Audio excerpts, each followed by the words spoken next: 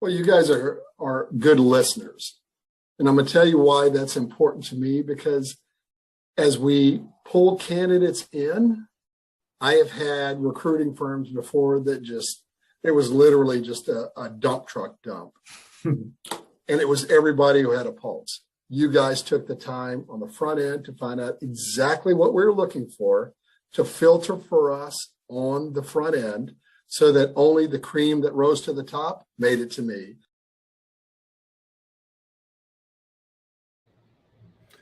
All right. Welcome to the first 2023 dealership webinar for the Florida International Auto Dealers Association.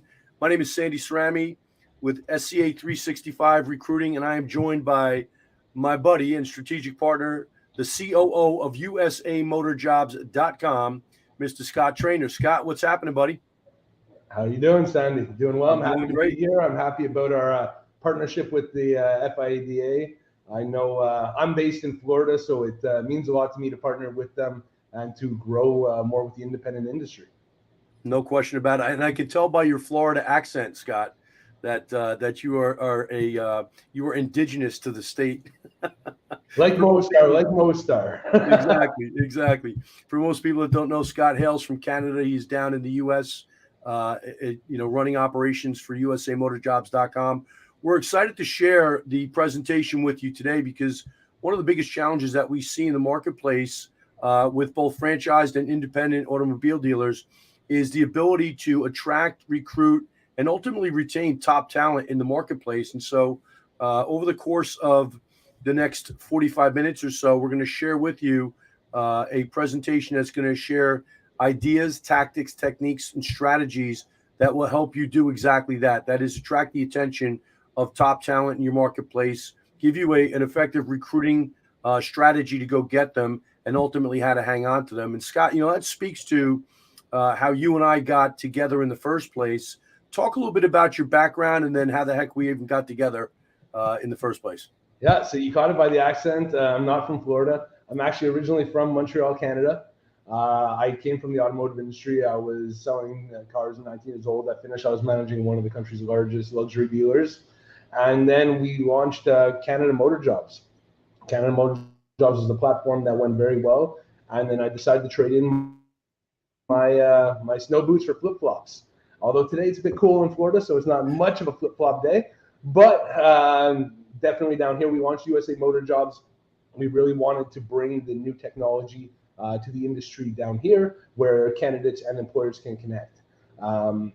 Of course, you and we met. I actually reached out to you. I remember I saw one of your posts on LinkedIn, and everything you spoke about connected with me. So then obviously I reached out to you, and I think our first conversation was probably spent an hour and a half, 2 hours on the phone.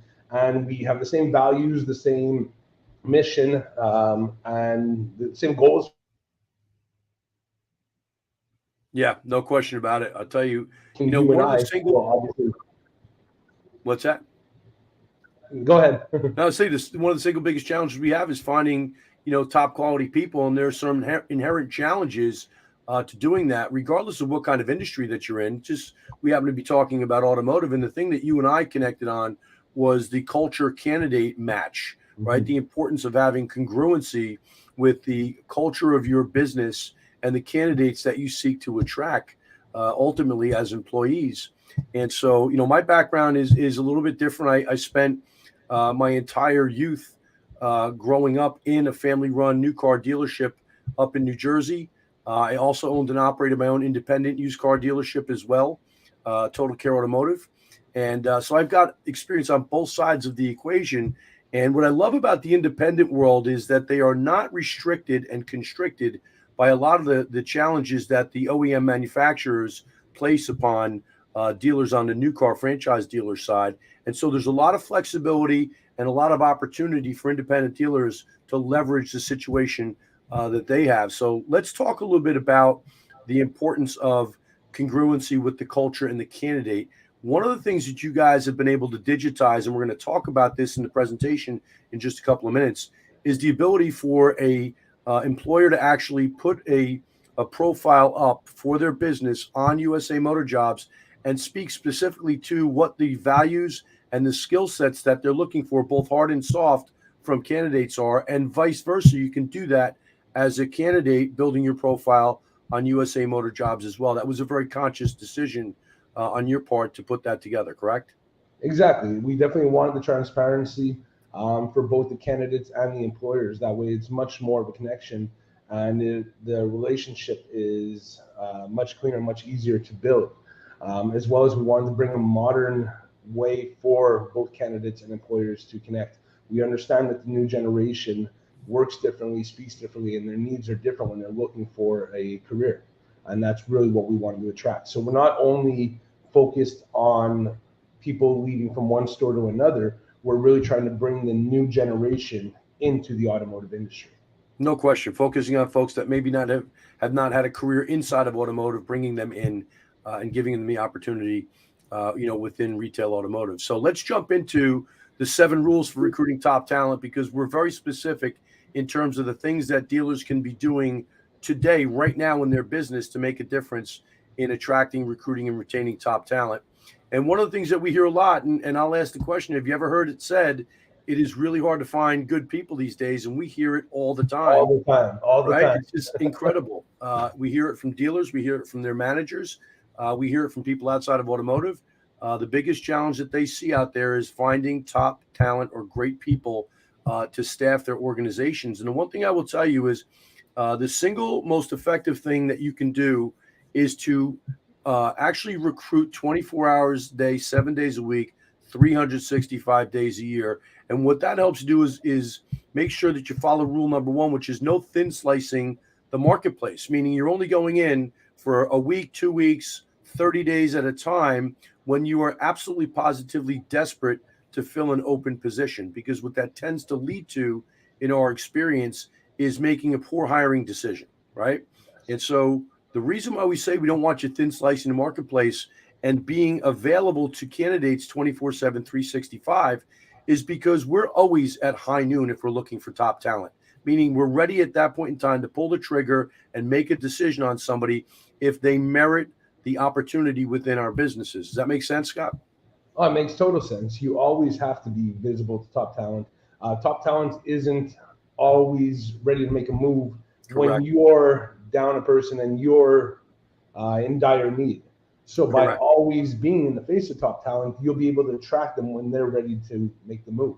100%. And this is no different than trying to attract buyers into your dealership to purchase vehicles, right?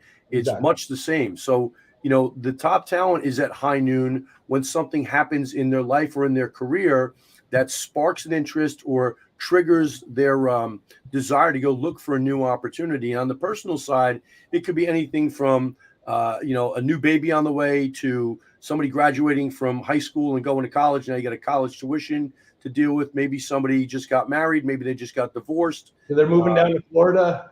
Yeah, right.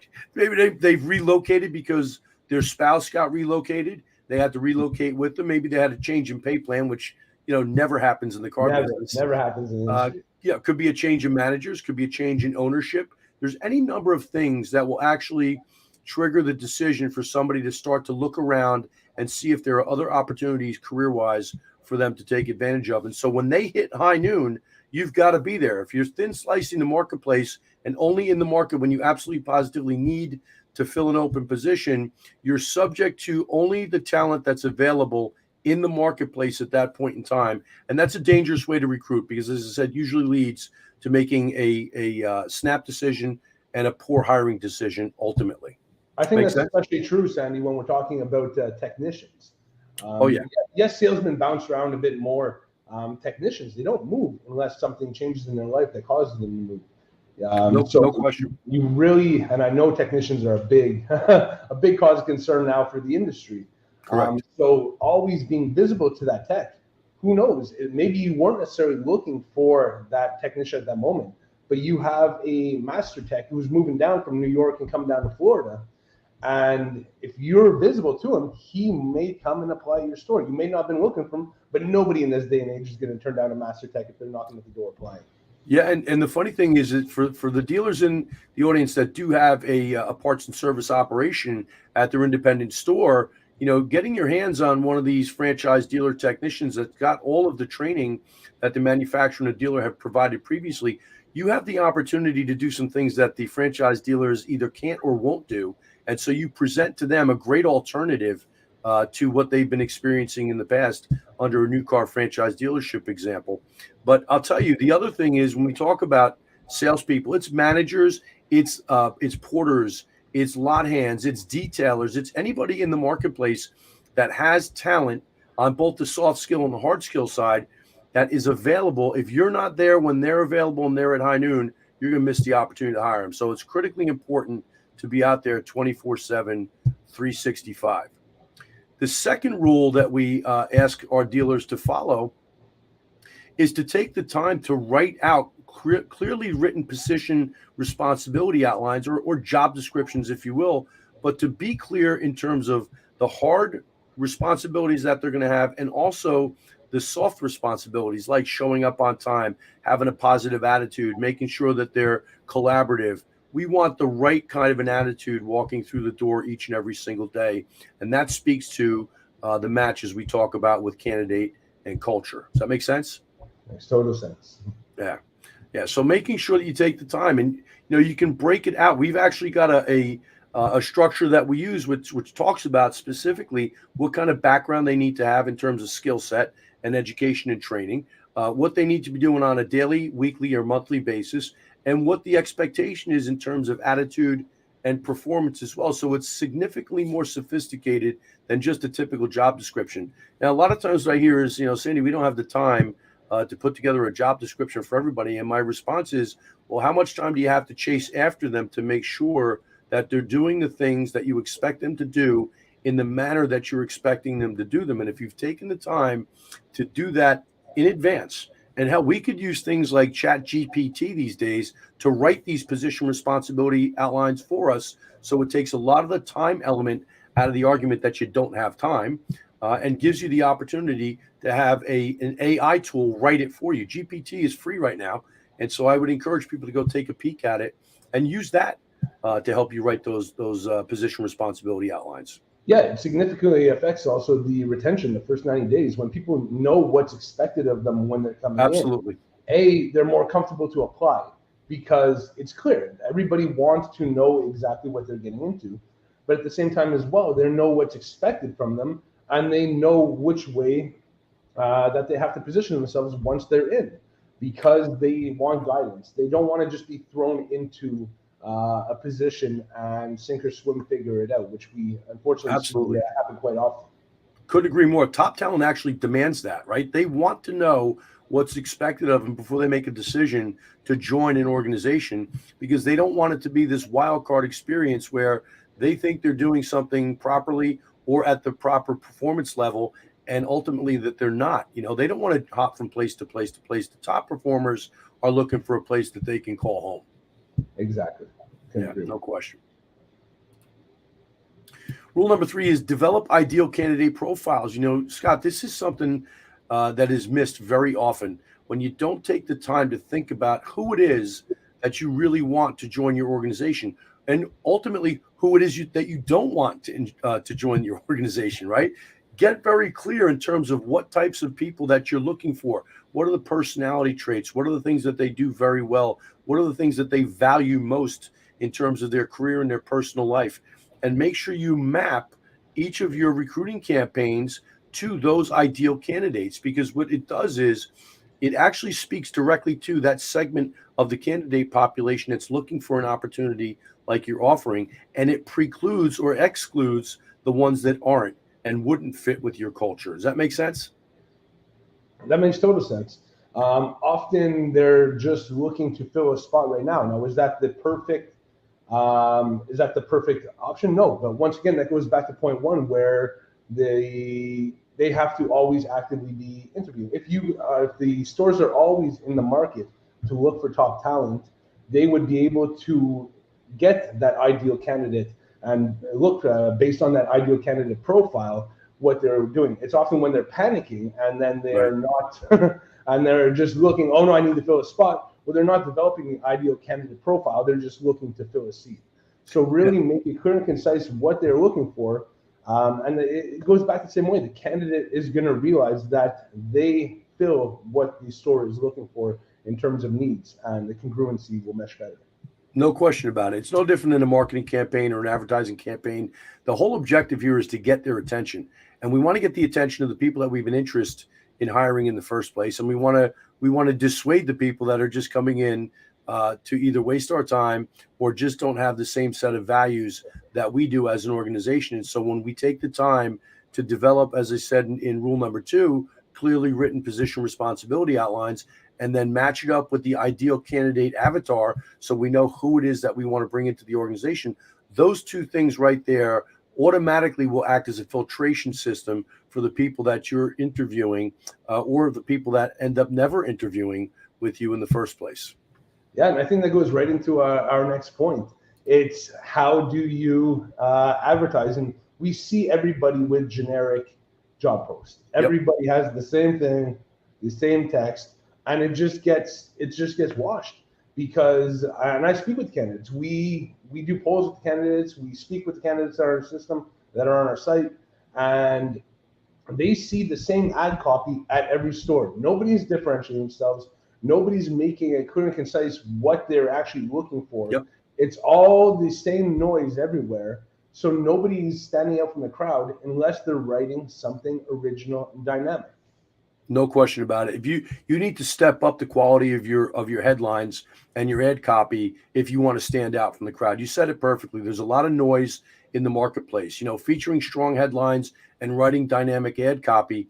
There's a couple of ways to go about doing it. And again, this is not an advertisement for either your company or mine. We're going to point people in other areas where they can do this on their own. Jay Abraham is an absolute marketing genius, and he's written a book that centers around writing attention-grabbing headlines. And there's a number of other great copywriters that are out there. All you need to do is go hit that thing. What's that company out there in California that has become ubiquitous with search? Google?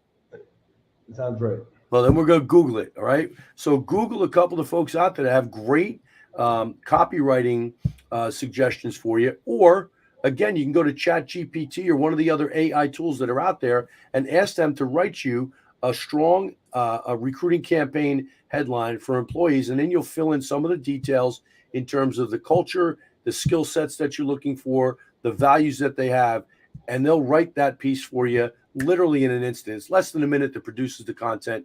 And sometimes you've got to go in and actually edit it just a little bit.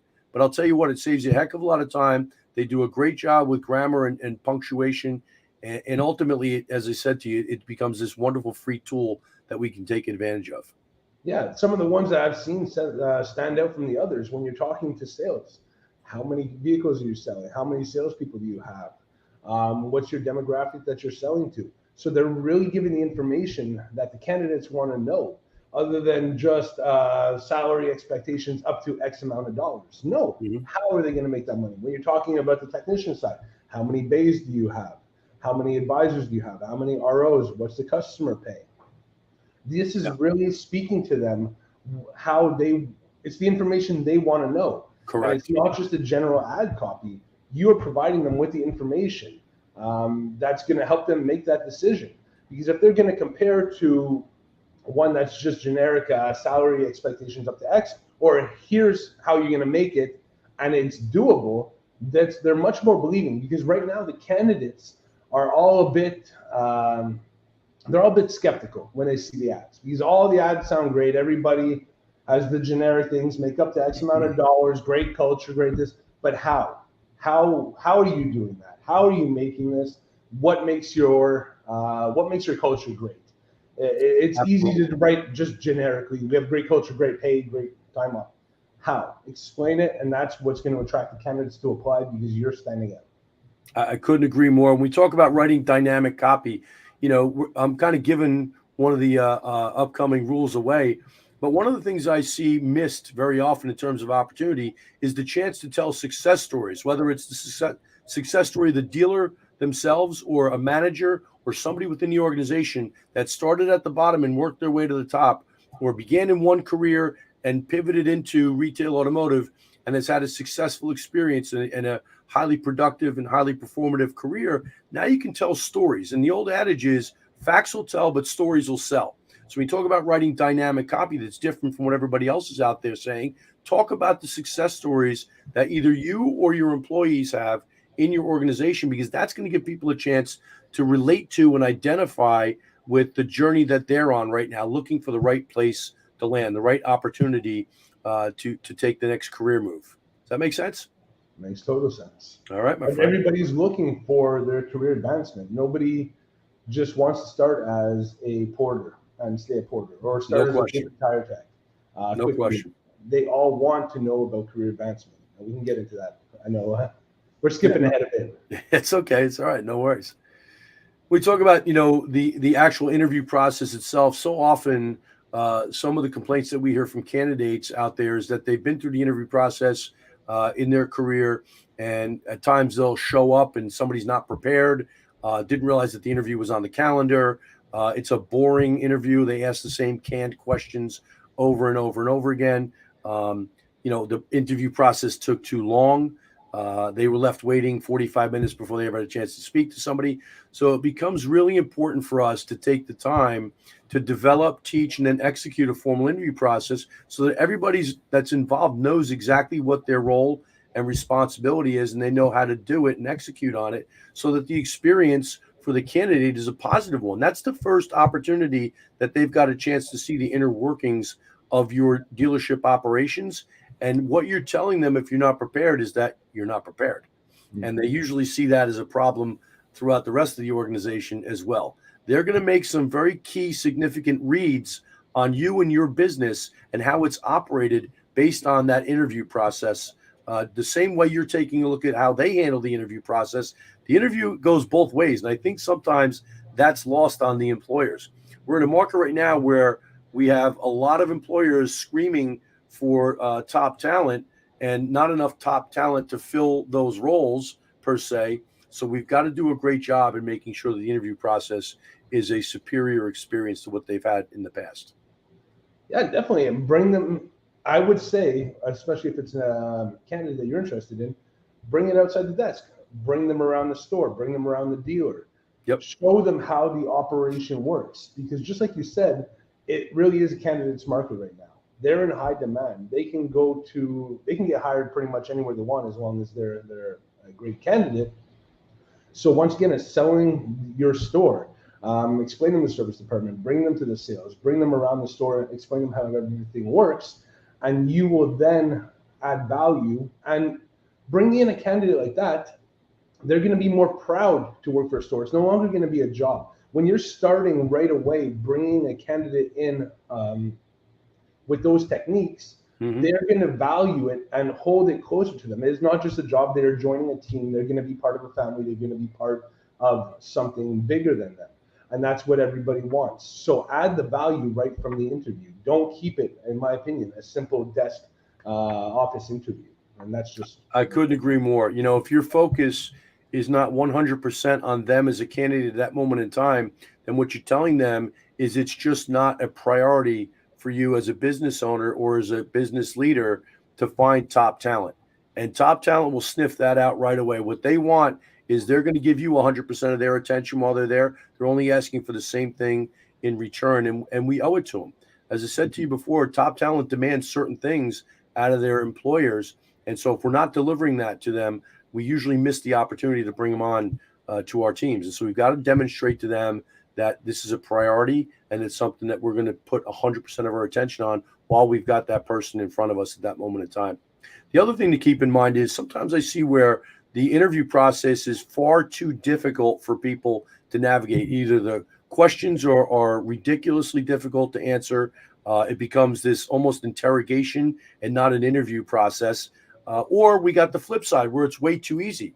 The process is like if you can fog the mirror, you're hired, and that just simply doesn't work. It leads to, historically bad hiring decisions. But, we can also make it an opportunity to just create a friendship with somebody during the interview process. The objective here is to create some type of harmony and balance in terms of the types of questions that we're asking, which are going to be provocative and probing and getting to the heart of what it is that drives a person, what kind of challenges have they overcome. And I get very specific when we talk about interview questions. We'll say to somebody, give me a recent experience where you had a significant challenge in your career. What happened? What did you have to do to make that problem disappear or to resolve that problem? And what did you learn from that experience? And getting people in the habit of articulating and communicating effectively is critically important. You do that from the start. If they don't have those skills, maybe they're not the right fit for you.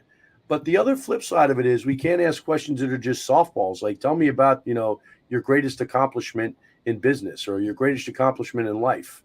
Those become way too easy for people to knock out of the park with an answer that's going to make you feel all warm and fuzzy. I want to have a healthy balance of provocative, probing questions that let me see inside the heart and the mind of that person, and make sure that we have congruency in terms of our culture and the candidate. Has that been your experience as well? Yeah, it's definitely finding out truly who the person is. Obviously, there's certain limitations what you can do and what kind of questions you can ask. But what makes them motivated? What motivates them? What drives them in the morning? What do they hope to accomplish? Mm-hmm.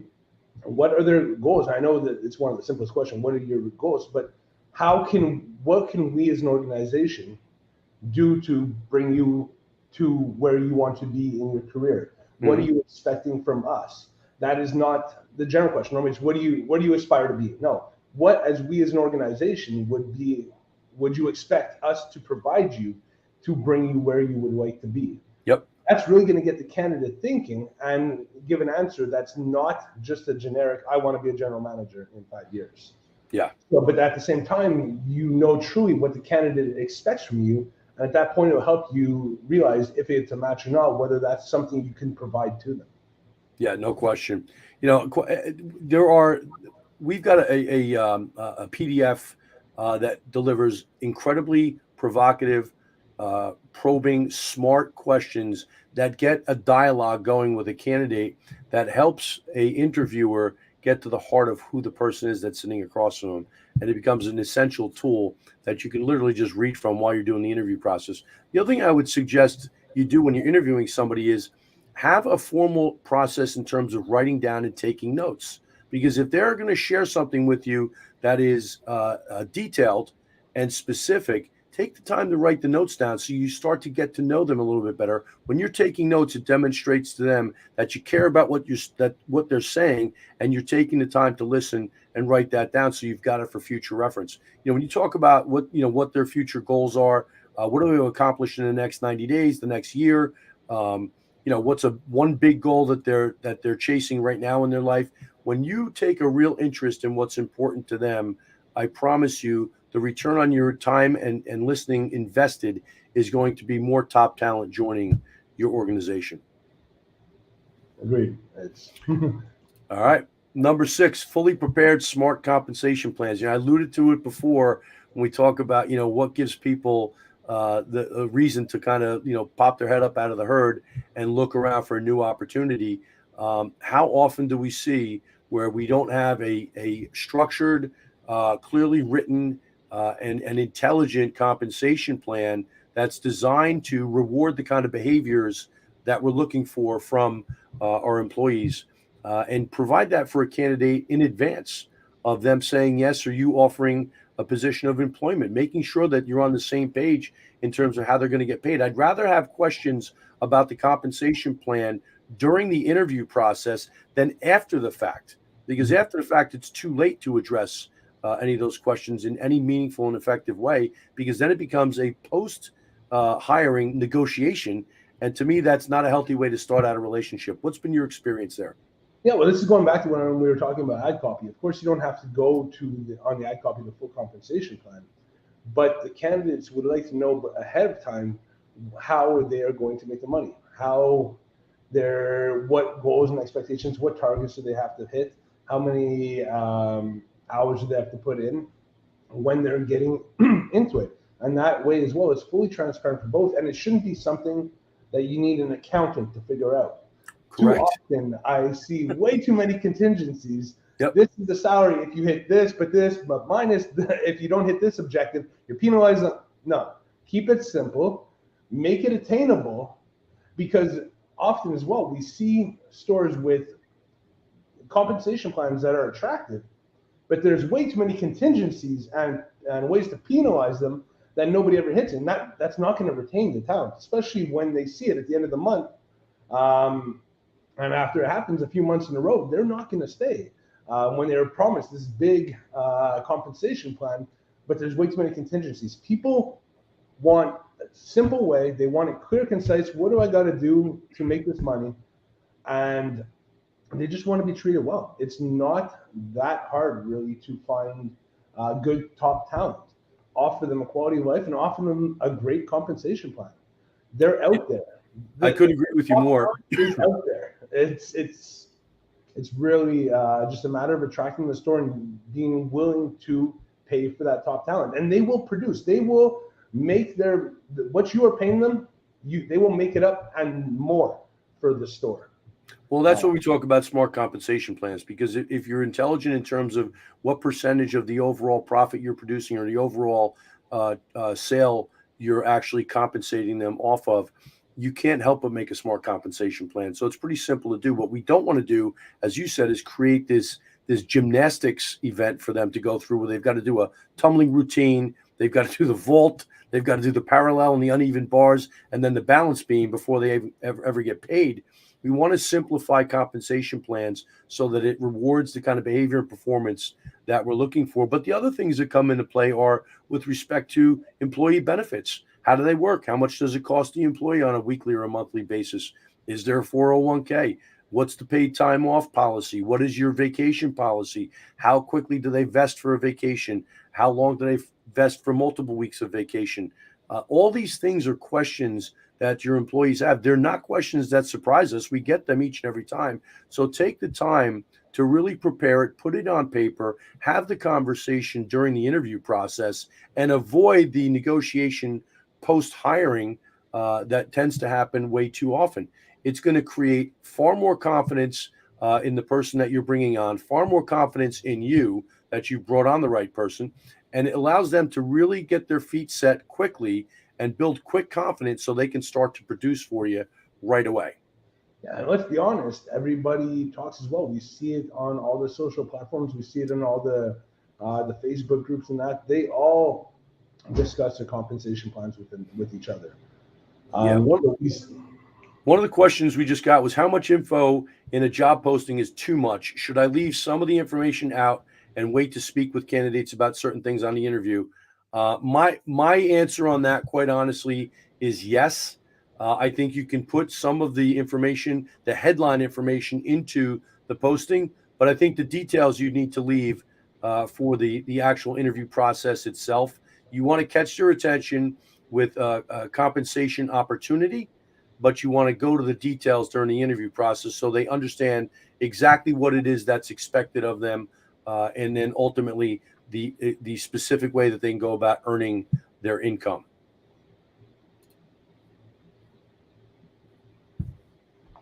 You with me on that?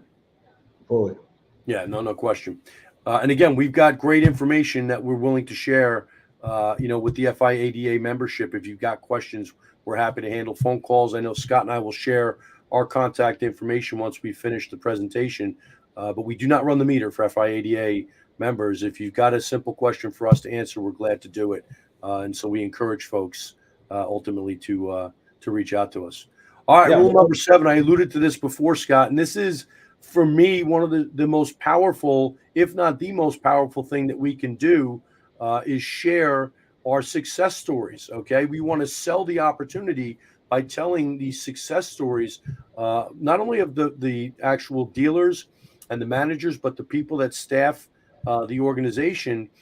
Don't keep these a secret. That's the single biggest sin you can commit as an employer that's looking to bring top talent into your organization. Take the time to tell a story. Videotape a testimonial from one of your employees or from all of your employees. Anybody that's got a story to share or has some insights and will advocate on behalf of the dealership, the opportunities that it represents, I think becomes a really powerful way to have third-party validation of the opportunity that you're putting out there into the employment market. What are your thoughts? That just brings me back to the point that I mentioned before. It's really, people want to know their career advancement.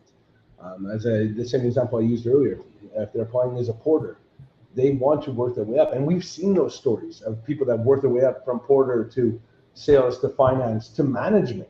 Mm-hmm. I know one who worked all his way up to general management. He stayed at the store for many, many years.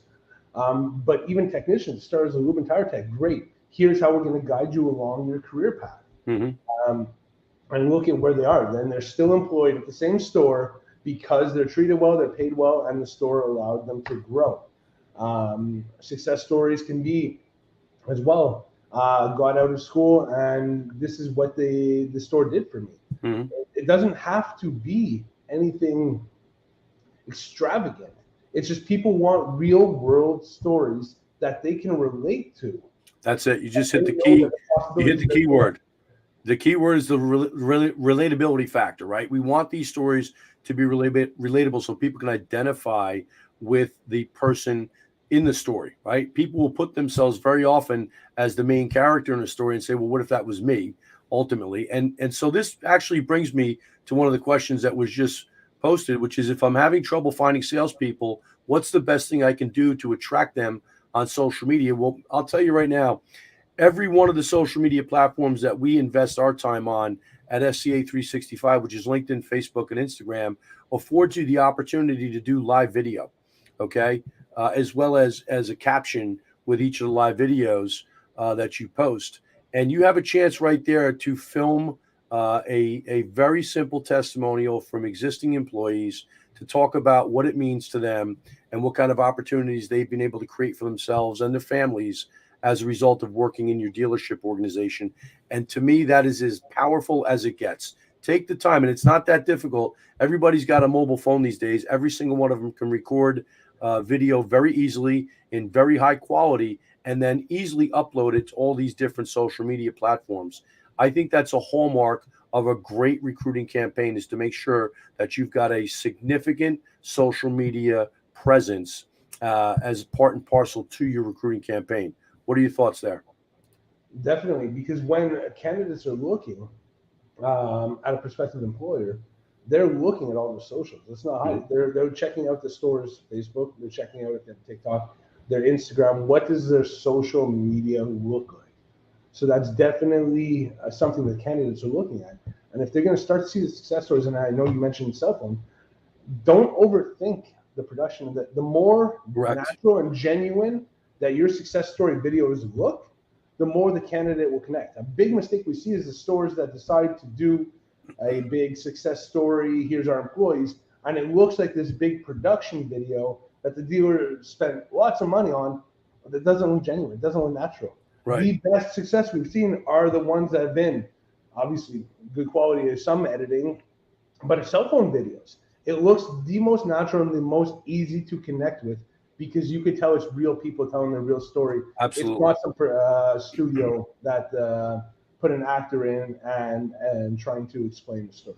No question. Nobody wants the deep fake No. when it comes to testimonials. I think you raise a great point. I think, a lot of people get hung up on the quality piece. Well, it's not good enough. And the truth of the matter is if it's real and the story is genuine and authentic, it's going to resonate and it's going to be relatable in the marketplace, and people will respond and engage. And here's the funny thing about it. We talk about the marketing funnel, right? And a lot of times when we talk about marketing, we want to attract attention at the top of the marketing funnel. And you and I have talked about this with my right-hand guy, Mr. Ron Marvo. Shout out to Ron Marvo, by the way.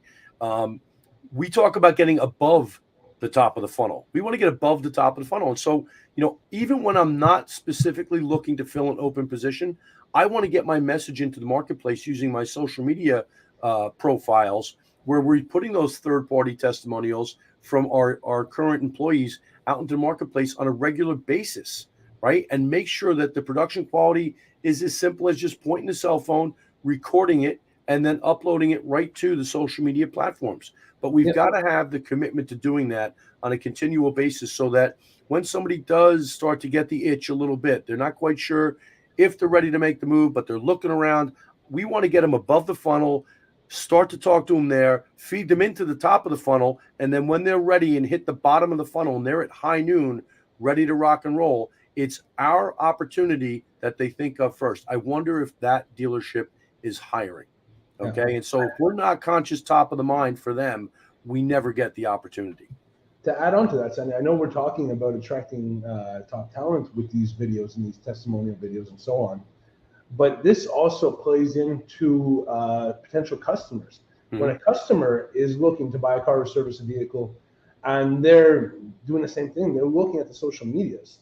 Absolutely. And when they go on and they don't just see car at this price, we're having this sale, but they see that the hiring process is going on. It's obviously a hiring process going on, but how happy the employees are working, and absolutely success stories going on at that store, and the achievements that their employees are having. Well, that customer that is looking to purchase or service a vehicle, they're much more inclined to go because they're like, this store treats their people well, and provides more confidence for that customer to do business with them. No so this question. goes beyond recruiting and beyond trying to find talent. It's really the whole store's image that it helps. That's a $1 million point, Scott. And we talk about the fact that people want to do business with people. And I know there's a lot of technology out there in the marketplace today that is facilitating transactions with, the quote unquote, retail, online retail, digital retail. Truth of the matter is retail is retail is retail. People are still going to want to do business with people. And when you can tell human stories about real people, that speaks to the culture and the values in your dealership organization, you're going to attract the attention of not just the prospective employees and those candidates, but also your prospective clients as well. It gives you a chance to really tell the story about what your dealership stands for and what it values. And people will connect with that on multiple different levels. There's no better opportunity to leverage social media than that. As a matter of fact, what you really want to do is make sure that you tag all the employees in your organization, tag some of your strategic partners, some of the folks that, sell you supplies, that provide you with services, tag them so they can share it as well. That's an extension of the recruiting campaign arm for you. And you become more like an octopus where it's not just you out there in the marketplace that's pushing your campaign, but it's also the people that do business with you, because the more business you do, the more business they're going to end up doing. So they should be willing participants and collaborate with you in the marketplace to find high quality people. Definitely. When you have a provider that's selling fluids or additives or the new alignment machine, well, if he knows that he can help you fill those bays and find you candidates, which means he's going to have more business and sell more of his product. He's going to be all on board with it, especially if you're a company with great values and takes care of their employees, has a great image and so on. Everybody wants to see a success story. Absolutely. Everybody wants to see the underdog really achieve. No question. Everybody, it's the same. And I'll speak for my example, and I appreciate that everybody is really supporting me. Coming from Canada, everybody wants to see the Canadians succeed down here in Florida. Right. Yes. Everybody's gone behind me, and I'm using that. And it's not just boasting. I appreciate what everybody's done for me because they want to see people succeed down here. Well, they believe in you and they believe in the platform. And I think there's no difference in that than the dealerships that we're talking about here in the FIADA world. They're going to root for you. We want people to be clapping their hands for us when we achieve something. We want people rooting for us to win because they want to identify and align with people that are doing things the right way. And that's really important. And we're talking about not just hiring folks, but also bringing people into our dealership to do business. Now, we just got another question here. And it says, how do I make sure I match my online digital retailing experience to the in-person experience when they arrive at my showroom? Well, let me say this to you. That's not really the topic today, but we're going to touch upon it. And I know we're going to touch upon it in future webinars that we produce for FIADA. But let's just address that right now, because I think it's no different than the interview process, right? If your online or digital process doesn't match up with what they experience when they get to the dealership, then you need to take a hard look at it. And the first thing I would say is go back a few slides. Take the time to prepare it, to write it out. We spend weeks, if not months, preparing to go on vacation, okay, which we're going to do for 1 week or maybe 2 weeks at a time. How much time do we invest in something that we're going to be doing every single day for the next 5, 10, 15, 20, 50 years, how important is it to take the time to really think it through, prepare, put it on paper, and then continually work on execution so that we do it in a way that digital online matches exactly what they experience when they come in to the showroom. So I think it's applicable on both digital retailing as well as the interview process as well. Your thoughts on that? I agree. I know we're going to get into that in the future. We already have different dates set up with the FIADA for the webinars because we are going to be doing them monthly. Mm-hmm. But definitely preparation is the simple word. They need to be prepared and follow through on what they say they're going to do. No question about it. And we'll really dive deep into that because that's a whole other can of worms. Absolutely. Absolutely. Well, I'm going to put the slide up with our contact information. And while we've got the cameras going and all of the communication lines open, if you have any questions, please type them into either YouTube or Facebook or the usamotorjobs.com screen that you happen to be viewing from today. We're glad to answer them while you're here. And if you have questions in the future, obviously you can shoot both Scott and I an email. You can call us on the phone directly. We've given you our direct cell phone numbers. And so the truth of the matter is that we answer those phone calls. And so if you've got a question that you're struggling to answer, or you got a challenge that you need to tackle, we're a text, a phone call, email, or an instant message away. I encourage you to follow both of us on LinkedIn, Facebook, Instagram, and if you're on Clubhouse as well. We share content across all those platforms, but we do not run the meter. As I said, if you've got a very simple question or a more complex challenge that you're working through, we're glad to take the phone call, help you out as best as we possibly can, with a simple phone call. But I want people to feel free, and I want to encourage you to actually pick up the phone or send us a message. Any other thoughts, Scott, to share? Well, definitely. Look, I'm a Florida local now, so even I'd love to meet with whoever I can. And Sandy, I know you don't mind an excuse to have a trip to come down to Florida.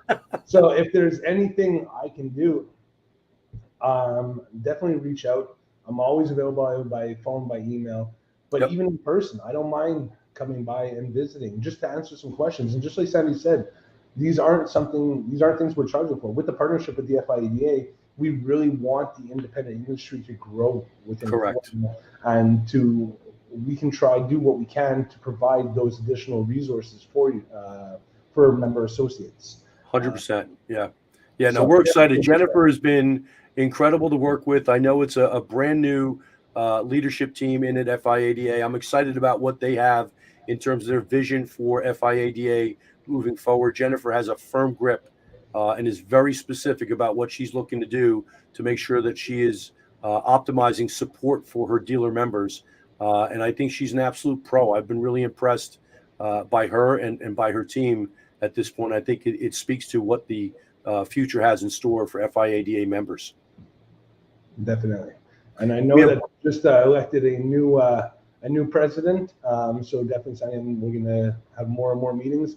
But and I know we'll be down at the conference in October as well. Yep, absolutely, no question about it. I'll be there. I'm in Florida all the time, but we're definitely looking to the. You keep saying that, Scott. I will come to Florida. I'll escape the weather in New Jersey right now, which is about 27 degrees, for the balmy 57 that you've got down in Florida today. But yeah, I agree with you. Anytime it warrants a visit, we're happy to do it. And I'm 100% on board. We've got one more question that just came in. I want to make sure we address it from the USA Motor Jobs site. It says, what can I do to enhance the work experience for technicians working in my shop? And that's a great question. I know not everybody has a parts and service operation at their independent dealership, but for those of you that do, this is a topic of conversation that we address on a regular basis. And I'm going to give you a couple of high points, and we can deep dive as much as you want us to. Scott, you and I have talked about this. Dealerships that make the investment in tooling, in technology, in quality time off, making sure that you got clear communication, making certain that the processes are worked through so technicians are not wasting time, because that's the one thing that they can actually turn to increase profitability at the dealership and increase their income with. Anything that you could do to help them do that is always a positive and a plus add in my world. What about you? Yeah, it's definitely I know salary is always important. Salary is always going to be something that's important for the technicians, but now they also want a quality of life. They want 100%.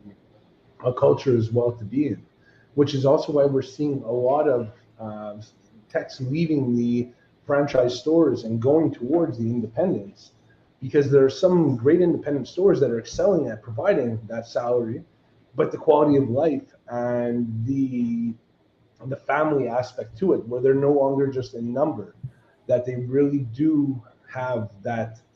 If they need time off for their kids' baseball, if they need a family emergency, that they really are valued at where they're at. No question. So we definitely see that big shift going from the franchise to the independents right now. Well, you touched upon the compensation piece, and one of the things that we're doing with a lot of our clients right now on the consulting side of our business is we're suggesting that they offer a bifurcated compensation plan, which means there's a choice that technicians can make. They can take a more structured compensation plan that is more of a steady comp that has very little fluctuation in terms of moving up or down. And so it's more consistent and gives them a little bit more stability on the income side. Now they limit a little bit, or in some cases a lot, the amount of upside they have with respect to income, and then flip it over and pay on the flat rate side where somebody has a chance if they want to hustle and they're not afraid to roll up their sleeves. And you have all of the other things that we talked about aligned with the technician experience, the tooling, the technology, strong advisors to sell the work, great processes, a clean service department, a clean service drive, great lighting. If you have all those things in place and you have a technician who wants to earn on a flat rate basis, they're the folks that are going to respond to a flat rate comp plan. The ones that are looking for more stable are going to, fixate on more of either a straight time or a salaried position where they know what their paycheck is going to be each and every week or each and every month, depending on how you compensate them. And so I would encourage you to be flexible and to be creative when it comes to setting the right type of an environment that they work in and the compensation plan that they've got to choose from. Yeah. So just to summarize, to get top talent, it's really not that difficult. It shouldn't be that difficult.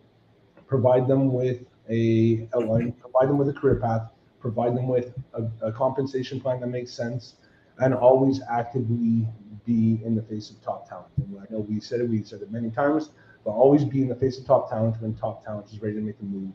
And if you have all the other pieces aligned, you're going to be successful in building a great team. No question about it, buddy. I'll tell you, I'm going to bring everybody back to slide 4, which is rule number 1. My strongest recommendation to you is that you don't thin slice the marketplace. Whether you're working through either a company like mine that handles all the recruiting responsibilities for you from cradle to grave, with the exception of the actual on-site interview and making a decision to hire somebody, or Scott's platform, which is a great way to get all of your opportunities into the marketplace, I encourage you to be out there 24/7, 365 and managing your campaigns internally if that's the direction you choose to go. But you've got to be there when they're at high noon. I can't stress that to you enough, is that when they're ready to make a decision, if you're not in the marketplace and speaking to them in a way that resonates with them and that they can relate to, you're going to miss the opportunity to hire that top talent. That's my final thought as we wrap up here today, Scott. I'm excited. I appreciate you, making the introduction into FIADA with Jennifer. I look forward to working together with you as we move forward with this team, and I'm looking forward to the next event. We've got everything on the USA Motor Jobs website, so you can see the schedule of webinars that we've already put together. We've got a webinar running every month from now until December of 2023, so I encourage you to go take a look at the calendar of events and the join URL, us. the URL is super simple. It's usamotorjobs.com/FIADA. That's it, usamotorjobs.com/FIADA. My name is Sandy Cerami from Sandy Cerami & Associates and SCA365 Recruiting. I got my guy, Mr. Scott Trainor, the COO at usamotorjobs.com. I thank you all for joining us here today. Have a great day, everybody. Thank you, everybody.